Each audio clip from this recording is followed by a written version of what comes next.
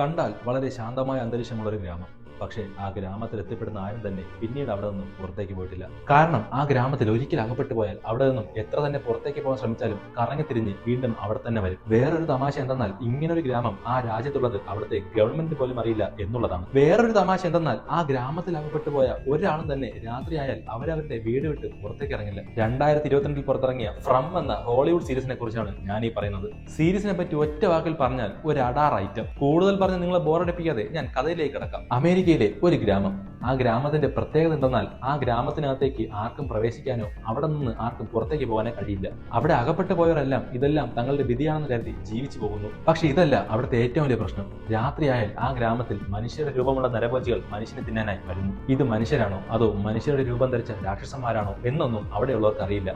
ഇവർ എവിടെ നിന്ന് വരുന്നു എന്ന് പോലും അവർക്കറിയില്ല. അങ്ങനെ ഇരിക്കെ ഒരു ദിവസം ആ ഗ്രാമത്തിലേക്ക് അവിടെയുള്ള എല്ലാവരും ഞെട്ടിച്ചുകൊണ്ട് അവിടേക്കൊരു വാൻ